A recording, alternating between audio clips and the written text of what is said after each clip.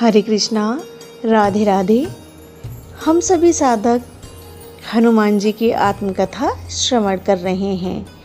भाग 17 गतांग से आगे। संध्या होने से पूर्व ही अयोध्या के उस राज उद्यान में आज राज परिवार के कुछ लोग और भी आ गए थे। बात राज परिवार में फैलती जा रही थी कि हनुमान जी अपनी आत्मकथा भरत जी को सुना रहे हैं, तो किसे उत्सुकता नहीं होगी। हनुमान जी के मुख से उस लीला का वर्णन, लीला भी आंखों देखी, और उसमें भी रावण एक कौतूहल का विषय तो था ही। फिर उसकी लंका, उसमें कैसे रही महारानी सीता।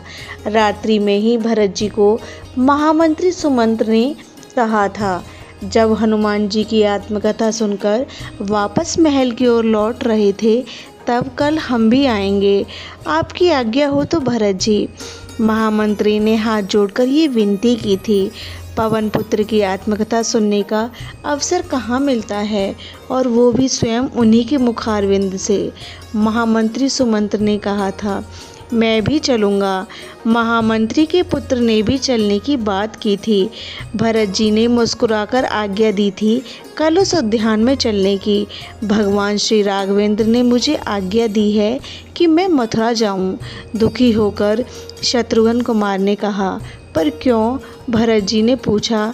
वहाँ कोई लवणासुर नामक राक्षस आ गया है, जिसके कारण प्रजा वहाँ की त्रस्त है। भगवान श्री राघवेंद्र ने मुझे मथुरा जाने के लिए कहा है। शत्रुघ्न कुमार ने कहा, ठीक है, तुम चले जाओ। भरत जी ने इतना ही कहा था, पर मेरी इच्छा है पवन पुत्र की आत्मकथा पूरी हो तब जाऊं। वैसे भी भैया मुझे जाने के लिए कहा है, कब ये नहीं बताया, इसलिए मैं भी कल से आपके साथ संध्या के समय उद्यान में हनुमान जी के मुख से उनकी आत्मकथा सुनने चलूँगा। भरत जी ने मुस्कुराकर कहा, ठीक है।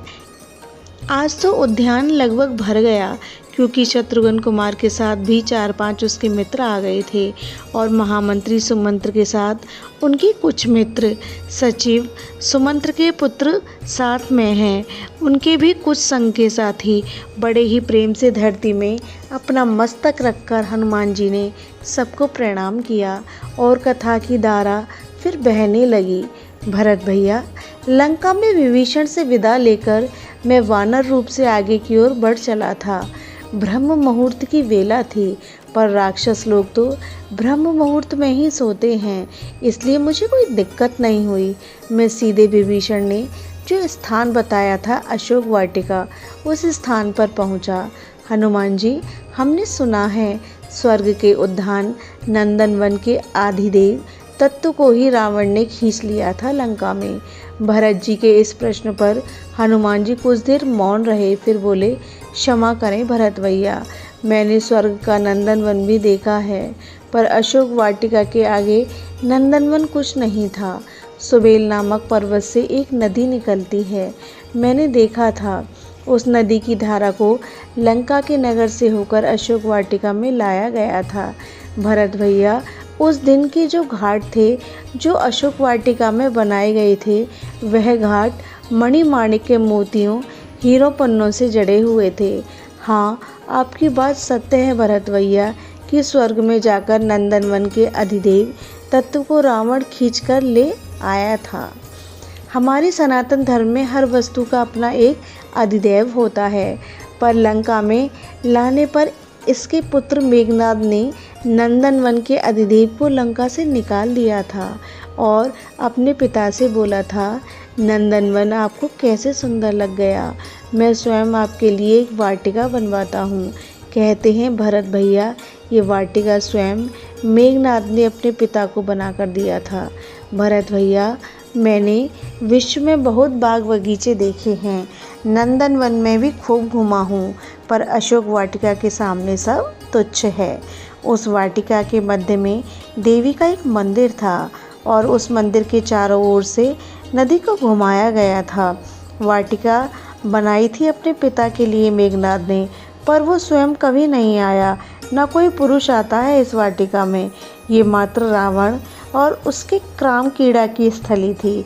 मैंने चारों ओर देखा, 4 परकोटे थे उस अशोक वाटिका के। पहला जो परकोटा था उसमें पुरुष सैनिक थे, पर उसके बाद के जो 3 परकोटे थे उसमें स्त्रियां ही थी, राक्षसियाँ। मैं तो वानर, मुझे रोक कौन सकता है भला। मैं उछलते हुए अशोक वाटिका के भीतर चला गया था। चारों ओर अशोक के वृक्ष थे, नाना प्रकार के पुष्प खिले थे। उन फूलों में भौरों का झुंड गुनगुन कर रहा था। उन्हीं की गुनगुनाहट से एक कर्णप्रिय संगीतमय वातावरण का निर्माण हो रहा था। भीनी भीनी सुगंध छाई हुई थी उस वाटिका में। भरत भैया, एक बात और, मैंने वहाँ देखा उस अशोक वाटिका की देख रेख में कोई माली नहीं था। रावण के पुत्र मेघनाद ने देवों को ही लगा दिया था वाटिका को संभालने के लिए। वायु देवता वाटिका में स्वच्छता का ध्यान रखते थे। जल की व्यवस्था स्वयं वरुण देवता को लगा दिया था मेघनाद ने।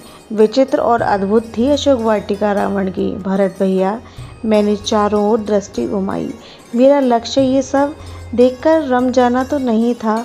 मेरा लक्ष्य तो माँ वैदेही की खोज करना था। मैंने चारों ओर देखा। ओह, एक विशाल अशोक वृक्ष है। उस वृक्ष के चारों ओर राक्षसियाँ घेर कर बैठी हुई हैं। किसको घेर कर बैठी हैं वो, मैंने ध्यान से देखना चाहा तो मुझे एक ज्योति ही दिखाई दी।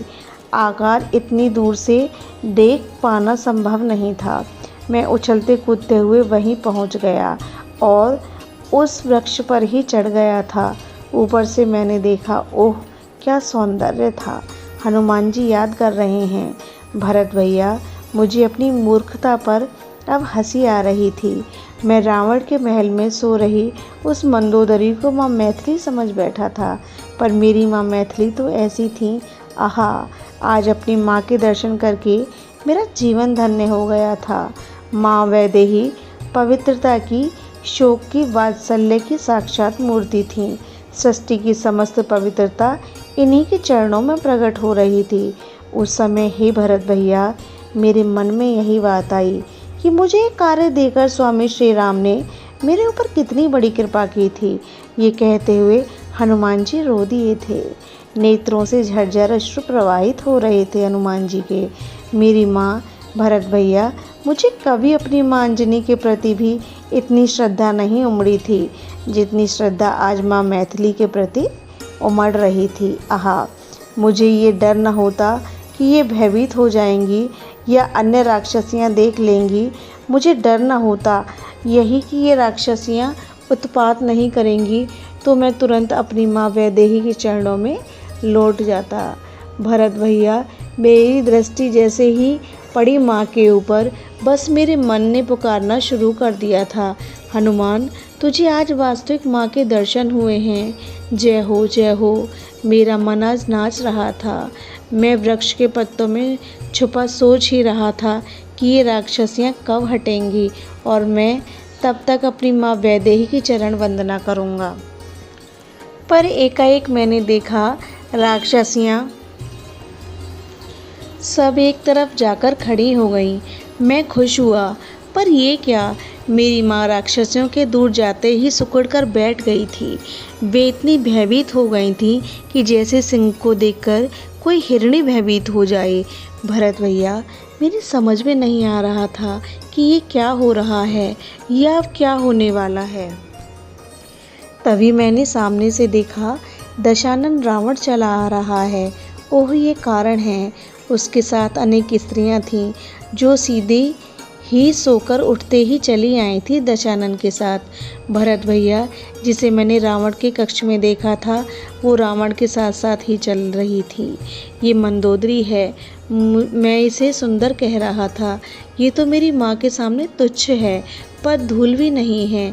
भरत भैया, विश्व में मैंने 2 ही सुंदरियाँ देखी थीं। देखी तो और भी थी, पर ये 2 ही सुंदरियाँ, इनके आगे इंद्र की पत्नी शची भी कुछ नहीं थी। बाली की पत्नी तारा और रावण की पत्नी मंदोदरी, पर ये दोनों ही माँ मैथिली के आगे दासी बनने योग्य भी नहीं थी। बाली की पत्नी तारा में एक गरिमा थी, सौंदर्य की गरिमा, जैसे उसका जन्म सौंदर्य की देवी के रूप में हुआ हो, और मंदोदरी का सौंदर्य मानो अत्यंत मादकता लिए हुए हो। पर आहा, ये मेरी माँ मैथिली, इनकी श्री विग्रह की ओर तो दृष्टि भी नहीं उठती। इन्हें देखकर तो मन शांत निर्विकार हो रहा है। और कितना अद्भुत रूप लावण्य है, मानो अखिल सृष्टि का सौंदर्य इनमें ही समा गया हो। ये मेरी आराध्या हैं। मैथिली, दशानन से मत डरा करो। क्यों डरती हो? तुम जब चाहो इसे मार सकती हो, ये तुम्हें छू भी नहीं सकता। जाते जाते एक वृद्धा राक्षसी माँ मैथिली के कान में फुसफुसाकर चली गई। मैंने सोचा, कौन है ये? सात्विक ऊर्जा प्रवाहित हो रही थी उसमें। ये 3 चोटी की हुई थी ये राक्षसी। तभी रावण आ गया हाथ में तलवार लेकर। यह प्रसंग अब यहीं विश्राम लेता है। हरे कृष्णा, राधे राधे।